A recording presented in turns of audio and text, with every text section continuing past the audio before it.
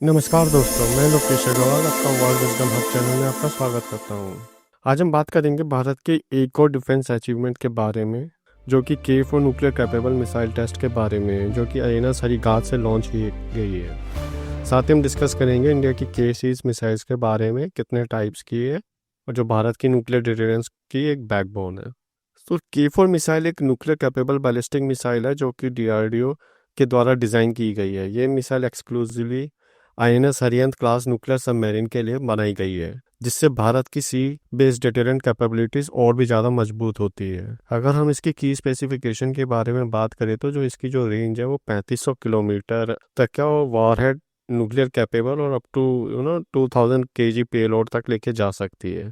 और स्पीड भी इसकी हाइपरसोनिक मतलब कि माक 4.5 से ज़्यादा है। जो K4 का डिज़ाइन इस तरह से किया गया है कि ये एक एनिमी रडार सिस्टम को डॉज कर सके और अपने टारगेट के पिन पॉइंट एक्यूरेसी के साथ ही हिट कर सके। यह फीचर इस मिसाइल को और भी डेडली बनाता है। K4 मिसाइल को आईएनएस हरिघात से लॉन्च किया गया है और आईएनएस हरिघात एक Arihant class nuclear capable ballistic missile है जो कि स्टील्थ टेक्नोलॉजी के साथ बनाई गई है। यह सबमरीन एक बार डिप्लॉय होने के बाद पानी के नीचे से दुश्मन पर चुपकर वार करने में सक्षम है और आईएनएस हरिघात एक साथ 12 K15 मिसाइल या 4 K4 मिसाइल कैरी कर सकती है। तो इससे ये हुआ कि अगर आपको किसी कंट्री पे अटैक करना है, मान लीजिए आपको चाइना पर अटैक करना है, तो अगर आप इंडिया के किसी लैंड से अगर आप कोई बैलिस्टिक मिसाइल लॉन्च करते हो तो जो चाइना के पास जो S-400 डिफेंस सिस्टम है उसके द्वारा वो मार गिराई जा सकती है। पर लेकिन क्योंकि इंडिया अगर ये लॉन्च सबमरीन से लॉन्च करता है तो ये डिटेक्ट करना बहुत ही मुश्किल हो जाएगा चाइना को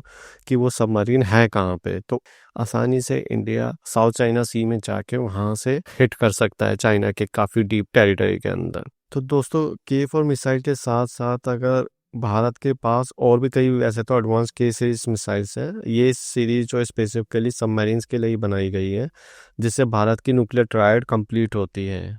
तो ऑब्वियसली जो भी ये न्यूक्लियर कैपेबल बैलिस्टिक मिसाइल जो भी ये बनाई जा रही है वो पाकिस्तान को देखते हुए तो नहीं बनाई जा रही है। ऑब्वियसली पाकिस्तान के साथ भी यूज़ की जा सकती है, पर इतनी high and technology obviously China के अगेंस्ट या कोई ऐसी कंट्री के अगेंस्ट में ही यूज़ की जाएगी जो कि काफ़ी हिट कर का आना अंदर तक काफ़ी मुश्किल हो। ठीक है ना। अगर इंडिया अरुणाचल प्रदेश से या यूपी से या बिहार से कहीं से भी अगर हिट करने की कोशिश करता है तो जो एडवांस्ड डिफेंस सिस्टम है जैसे S-400 या उन्होंने जो उसकी कॉपी बनाई हुई है अपने चाइना ने रिवर्स इंजीनियरिंग करके उसके थ्रू डिफेंस उनकी जो इंडिया के थ्रू जो मिसाइल जो लॉन्च की जाएगी उसको आसानी से डिटेक्ट कर सकता है और मार गिरा सकता है। पर लेकिन वही जैसे मैंने पहले भी बताया, अगर हम किसी सबमरीन के थ्रू लॉन्च करते हैं तो उसे डिटेक्ट करना काफ़ी मुश्किल होता है। और इसी में ही हमारे पास काफ़ी K सीरीज़ की रेंज है, जिसमें से एक रेंज है K15 जो अभी इंडिया के पास ऑलरेडी है और जिसकी रेंज आप सुनेंगे तो आप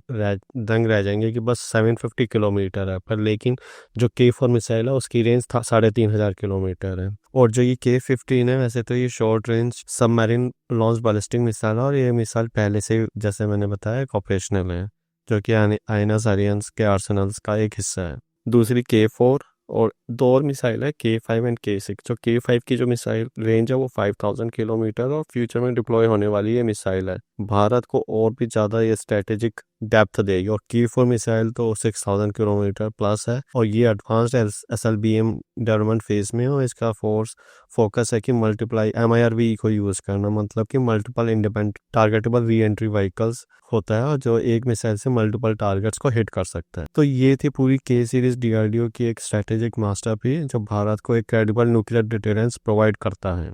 आप समझते हैं कि K सीरीज मिसाइल का सिग्निफिकेंस क्या और उनका इम्पैक्ट क्या होगा। सबसे पहले तो स्टैंडर्डिंग न्यूक्लियर ट्रायड बनाता है ये हमारा, कि भारत की जो न्यूक्लियर ट्रायड का मतलब ये हुआ कि हम एयर लैंड सी तीनों माध्यम से हम न्यूक्लियर स्ट्राइक करने की कैपेबिलिटी रखते हैं और ये एक स्ट्रॉन्ग डिटरेंस क्रिएट करता है जो कि किसी भी अग्रेसर के लिए वार्निंग भी है। Second strike capability submarine launch ballistic missile के साथ ही भारत के पास सेकंड स्ट्राइक कैपेबिलिटी इंश्योर होती है जो किसी भी न्यूक्लियर अटैक के बाद रिटेलिएट करने में काफ़ी क्रिटिकल है। और रीजनल सिक्योरिटी ऑब्वियसली बात है जो बैलेंस बना के रखता है। अगर हम कमज़ोर रहेंगे तो कोई भी बाहर का देश आके हम पे अटैक कर सकता है, पर लेकिन अगर उन्हें पता हो कि हमारे पास ऐसे ऐसे टेक्नोलॉजी है तो वो अटैक करने से पहले 10 बार सोचेगा। तो जैसे चाइना और पाकिस्तान के अगर कंटेक्स्ट में हम बात करें तो K सीरीज़ की रेंज और कैपेबिलिटीज़ भारत को एक सुपीरियर स्ट्रेटेजिक पोजीशन में रखते हैं, स्पेशली मतलब कि इधर अगर हम चाइना के लिए बात करें तो ऑब्वियसली उस केस में चाइना के पास भी है, पर लेकिन उसको भी पता रहेगा कि हाँ इंडिया के पास भी ऐसी टेक्नोलॉजी है, तो एक तरह से वो बैलेंस मेंटेन करके रखता है। ग्लोबल इम्पैक्ट में अगर हम बात करें तो K4 और K सीरीज की मिसाइल सिर्फ एक रीजनल नहीं बल्कि ग्लोबल रीच रखते हैं। ये भारत के लिए जियोपॉलिटिकल एडवांटेज है। इस रिसेंट K4 मिसाइल टेस्ट के बाद भारत का, जैसे मैंने बताया, कि अगला फोकस होगा K5 और K सीरीज 6 मिसाइल पर होगा, और ये मिसाइल और भी ज़्यादा रेंज और एक्यूरेसी के साथ आएंगी जो कि भारत को और स्ट्रेटेजिक एज देगी। तो दोस्तों ये था एक छोटा सा इंसाइट भारत का K4 मिसाइल, INS अरिहंत और K सीरीज मिसाइल के बारे में। आपको क्या लगता है, क्या यह मिसाइल भारत के लिए गेम चेंजर बनेगी? अपने थॉट्स नीचे कमेंट सेक्शन में जरूर शेयर कीजिए, और आपको अगर ये वीडियो पसंद आया तो प्लीज़ लाइक, शेयर और सब्सक्राइब जरूर कीजिए। Thank you, thanks for watching, bye.